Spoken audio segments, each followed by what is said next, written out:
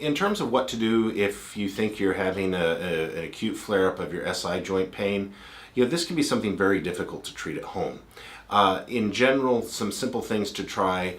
Ice is something you can try. Anti-inflammatories can be another option if you're in a lot of pain. If you've watched my videos, you know I'm not a huge fan of ice and anti-inflammatories because there can be a proper place for the inflammation, because it is how your body starts the healing process.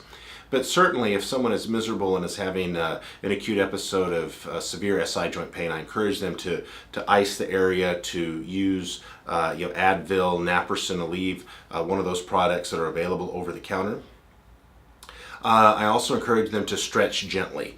Stretching can be a huge key in SI joint pain. In many cases, just working on those muscle groups that we talked about, the iliopsoas, the piriformis, the rectus femoris, the erector spinae, the glutes, working on those tight muscles can oftentimes provide significant relief when somebody has acute SI joint pain. One of the first things I like to figure out is what's going on in the SI joint.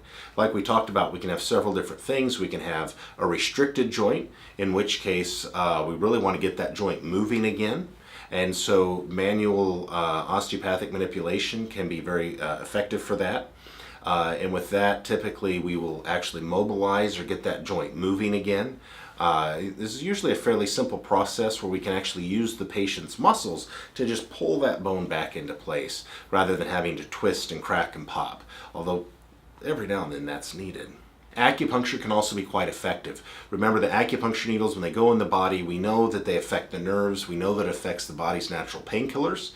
When we introduce those muscles or those needles into different points in the body, we know that it increases in our brain and our spinal cord. It increases our body's own natural endorphins, which is one possible mechanism for how acupuncture can help with pain. Finally, if we have a situation where we have a lax SI joint, which we talked earlier, remember we said it could get stuck. Stuck is bad. It can also move too much, which is also not helpful.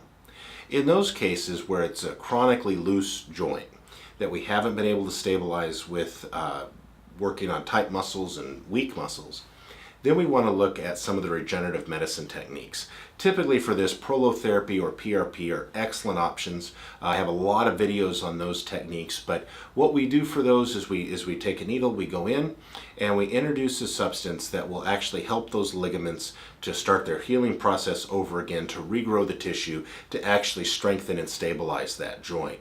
So prolotherapy uses a dextrose, which is a corn-based sugar product. PRP, very, very effective, but a little more expensive.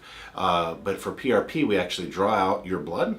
We spin it down. We do add a little bit of anticoagulant, but other than that and some numbing medicine, it's your blood. But we actually take the growth and healing factors out of the blood and we inject those into the weakened ligaments. Again, an excellent treatment option for a chronically unstable SI joint. So I hope you found this information helpful. I'm Dr. Dan Williams in Indianapolis. Please let me know how I can help you.